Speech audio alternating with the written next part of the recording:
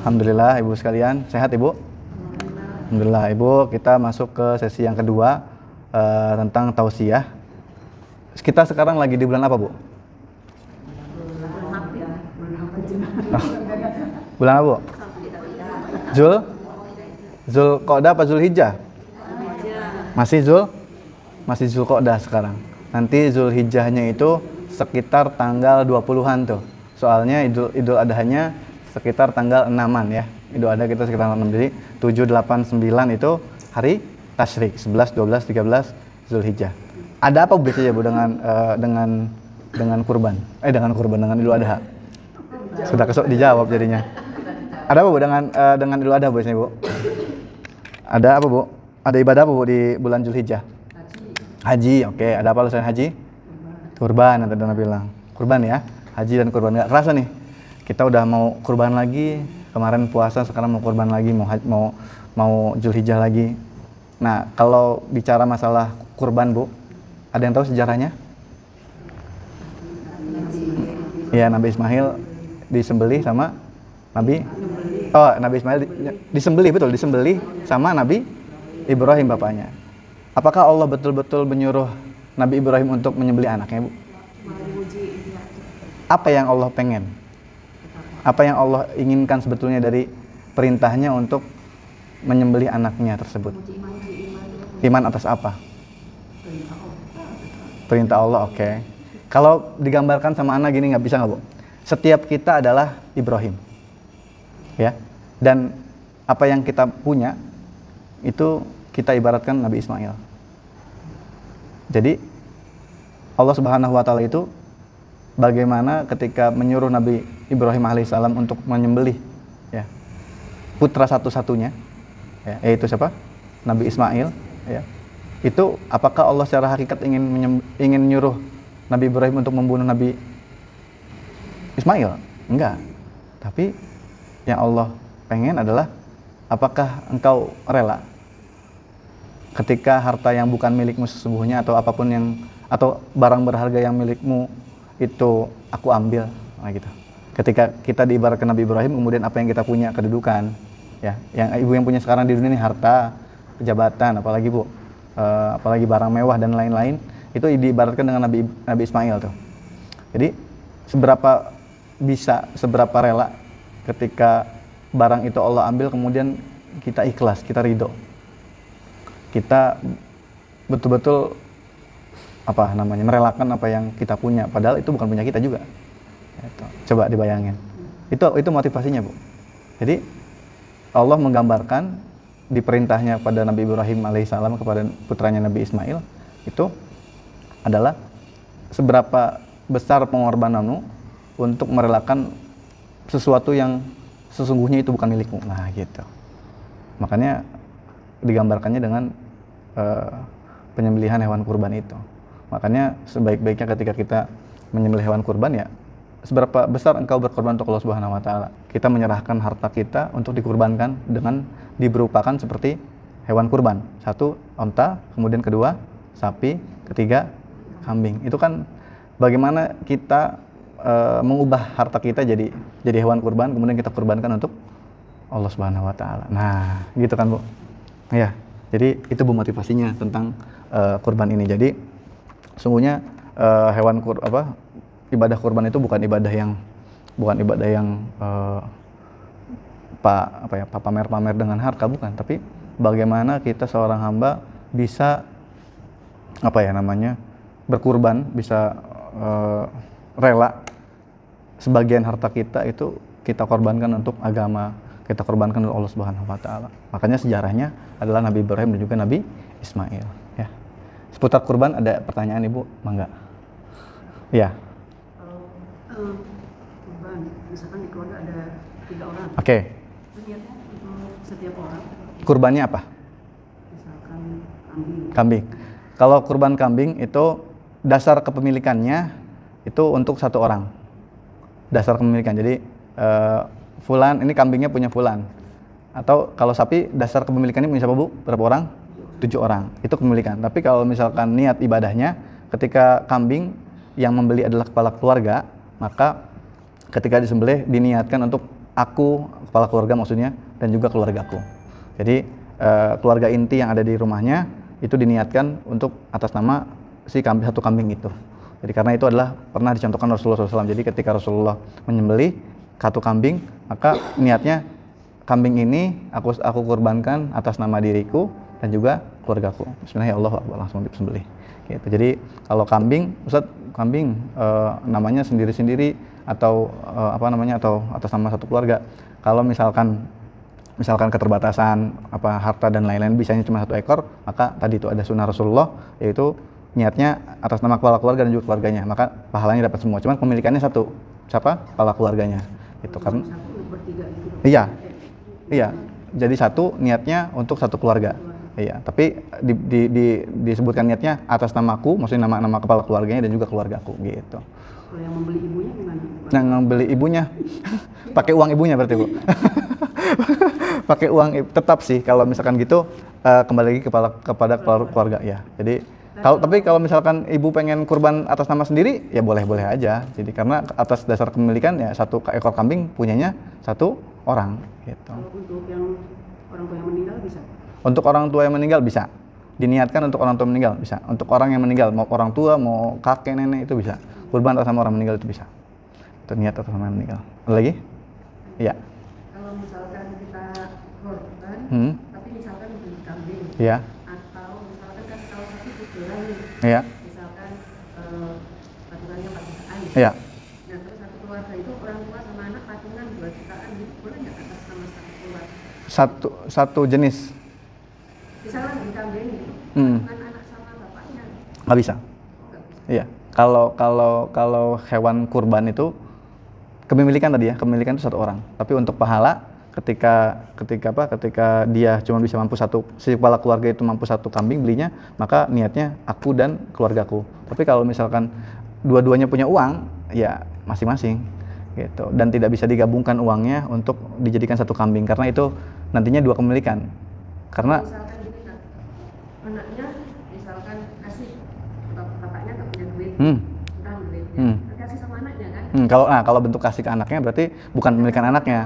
Iya. Tapi katanya kalau korban kan atas nama orang tua bapaknya itu udah mencakup seluruh keluarga. Betul. Makanya beda akad kan Bu tadi. Kalau misalkan patungan, akadnya berarti kan si kambing ini milik berdua.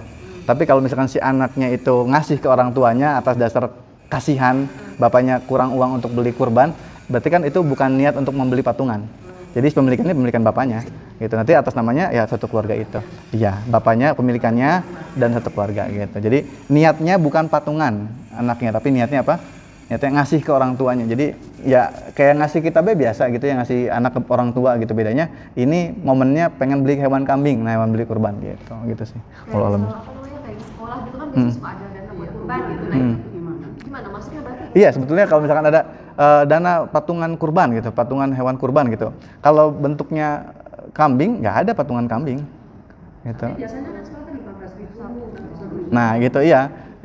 Itu bentuknya itu sedekah, bukan belajar ya, buat pembelajaran. Jadi nanti uang itu akan dibelikan hewan kurban untuk apa? Untuk anaknya proses belajar tahu nih cara mengolah hewan kurban bagaimana dari pembelian. Di momennya pas kurban lah, terus si kambingnya itu atas nama siapa di sekolah? Itu tadi, kambingnya bukan atas nama kurban. Jadi iya, tapi atas nama sedekahnya itu. Jadi nggak bisa dimasukin hewan kurban karena kepemilikannya bukan satu orang. Ya. Kalau bagi yang kurban boleh memakan? Bagi yang kurban itu punya hak di dalam hewan kurbannya sepertiga. Ya, jadi bagi yang berkurban itu punya hak memakan hewan kurbannya itu 1/3 bagian daripada satu kambingnya itu atau satu sapinya itu, satu untanya itu. Jadi itu haknya. Kalau hak kan boleh diambil boleh enggak. Nah kalau misalkan nggak mau ngambil juga nggak masalah. Gitu. Cuman sunnahnya mengambil haknya untuk dimakan ketika setelah sholat Idul Adha seperti itu. Jadi ya boleh. Kalau misalkan kita korban sapi, Ya. berarti kan bagian yang diberikan berapa tadi? Sepertiga. Iya. Lumayan besar kan? Betul. Misalkan kita simpen di freezer gitu, Iya. jangka waktu Berbulan-bulan, ya. Enggak lah. Itu enggak dosa. Itu kan meskipun dia simpen untuk makan berapa bulan gitu kan, itu hak dia. Jadi nggak masuk ke kategori zalim, nggak masuk ke kategori dosa karena ya dia sudah mengambil haknya ya sudah gitu. kecuali dia mengambil lebih daripada 1/3 itu, karena sesungguhnya kan hewan kurban jatahnya cuma 1/3 untuk si yang memberikan kurban itu gitu. Kalau pemberian hewan kurban ini kapan? Ini setelah disembeli apa harus ketika dibagikan apa bisa nanti? Untuk apa, Bu? Pembeliannya misalkan Ngasihnya. Ngasihnya itu maksimal hari tasyrik ketiga. Jadi proses penyembelihan itu dari hari H tanggal 10 sampai hari tasyrik ketiga. Nah, di luar itu duluan ataupun belakangan itu namanya bukan kurban. Bukan penyembelihan kan? Iya, distribusi kan? Iya. Kan suka dibikin apa gitu di kornet. Oh, nah kalau hewan kurban itu sunnahnya itu diberikan secara mentah, bukan matang. Jadi sebetulnya jangan dibuat kornet ataupun apa-apa. Kecuali akikah. Kecuali akikah. Kalau akikah sunnahnya itu paket masak. Jadi bedakan antara akikah dan kurban. Kalau kurban itu sunnahnya dagingnya mentah. Jadi diberikannya mentah. Penyembelihannya dari tasyrik. Penyembelihannya di hari H, tanggal 10. Pemberian ke ini gimana? Caranya pemberian Ke orang-orangnya. Langsung ketika itu juga. Langsung. Oh, nggak bisa nanti. Nggak bisa, iya. Jadi karena kita tujuannya kan merayakan hari Idul Adha itu dan hari tasyriknya, momennya di situ. Jadi kalau setelahnya khawatirnya bukan disebut hewan kurban lagi atau bukan distribusi hewan kurban lagi seperti itu. Batasnya itu sampai hari ketiga berarti ya? Iya, sampai hari ketiga gitu. Iya. Bentar, Bu. Ini loh. Sebentar. Iya, Bu, lihat. Kalau apa? Iya. Iya. Oke. Oke. Dimulai kapan? Dimulai ketika tanggal 1 bulan Zulhijjah.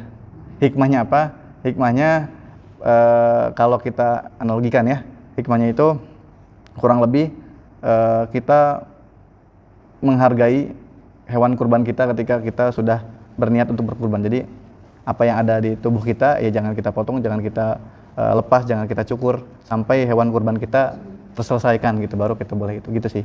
Nah, adapun hikmah yang dikatakan para ulama sebetulnya nggak ada, cuman ini kalau kita analogikan aja seperti itu. Jadi kalau penjelasan secara detailnya itu tidak dijelaskan banget oleh para ulama apalagi sama Nabi, cuman kalau kita boleh analogikan itu seperti itu. Jadi bagaimana kita menghargai hewan kurban dengan cara kita tidak memotong anggota tubuh kita, tidak menghilangkan anggota tubuh kita sampai hewan kurban kita terselesaikan, atau kita analogikan seperti diri kita yang sedang berhaji atau ihram. Ya, ketika kita berihram, kita baru boleh kan mencukur, kemudian memutih kuku merupakan pembatal haji atau pembatal ihram. Nah, kapan kita boleh selesai untuk pembatal ihram itu, untuk bisa melakukan itu ketika kita sudah masuki tanggal 10 bulan Zulhijjah, yaitu ketika kita sudah menyelesaikan 2 daripada 4 ibadah. Ya, ada ibadah jumrah aqobah, ibadah tawaf, sa'i sama tahallul. Nah, perumpamaannya ketika kita menyembelih hewan kurban itu seperti kita bertahalul kembali. Nah, seperti itu. Jadi analoginya gitu. Wallahu a'lam bishawab. Apa Bu, Ibu Tri? Itu yang tadi berkaitan dengan pembagian. Misalkan kita ngasih sedang tetangga kita lagi pulang kampung, rumah, kita korban kan nggak enak nggak ngasih. Iya. Sementara tetangga kita pulang kampung sampai seminggu. Oh iya. Itu gimana itu? Iya, kita begini. Kalau seperti itu kan kita sudah jadi gini. Udah niat mendistribusikannya kan di hari H-nya. Tapi qadarullah karena itunya tidak bisa, jadi kan kita simpen sampai nunggu itu pulang. Apakah itu masih disebut kurban? Iya masih, karena kita sudah siap mendistribusikan. Iya. Gitu. Kecuali kita tadi pengelolaannya, maksud pengelolaan itu dari mulai potong sampai distribusi di sebelum hari tasyrik, hari H sampai dengan hari tasyrik, atau setelah hari H dan juga hari tasyrik, itu bukan dianggap itu gitu. Jadi kalau sudah selesai, udah pengen nganterin terus nggak ada, ya itu mah ya kita simpen dulu, nanti kalau udah ada baru dikasih gitu. Kalau alam biswa kan sama-sama sedekah kan, bedanya itu apakah disebut hewan kurban apa enggak, nah, gitu. Kalau alam ada lagi? Kalau misalkan yang menyembelihnya gitu kan biasanya suka diupah gitu ya. Itu misal dia kan diupah berupa uang. Ya. Kalau misalkan ini sama apa? Daging. Kan suka ada tambah daging. Iya. Gimana? Itu pernah ditanyakan oleh Ibu Tri. Jadi ketika hewan kurban itu panitianya diupahi dengan dengan daging, jangan, ahsannya dengan uang, karena daging itu tidak bisa diperumpamakan untuk kafalah atau untuk upahnya si panitia. Jadi kalau pengen ngasih daging ke panitia, maka dikasihnya sama tuh, setara sama yang dikasih. Jadi misalkan kita kurban, kita kurban 1 ekor kambing, kemudian kita udah bagi masing-masing 1/4 kilo Nah, karena kita nggak pengen ngasih uang, kita akhirnya ngasih ke itunya daging. Jangan. Jadi uang mah itu mah uang untuk upah operasional. Kalau kambing kalau daging mah itu memang sedekah daripada jadi nggak boleh disatukan. Gitu. Boleh. Patungan tuh, korban sapi, patungan 7 orang. Terus sedekah apa kurban? Sapi 7 orang. Sapi 7 orang itu kurban. Karena kalau kan kambing pemilikannya 1 orang. Sapi kepemilikannya berapa? 7 orang. Unta kepemilikannya berapa? 10 orang. Jadi kalau sapi itu 7 orang patungan maka disebutnya kurban. Tapi harus di hari 10, 11, 12, 13 Zulhijjah. Gitu. Iya, boleh. Itu kalau yang itu kan dilema juga kalau kita motong sapi maupun kambing itu selalu tadi kita bilang kan nggak boleh lupain pakai kaca. Iya. Itu selalu yang namanya kulitnya diminta. Nah itu tadi kalau misalkan kulitnya diminta, kulitnya terpakai tidak?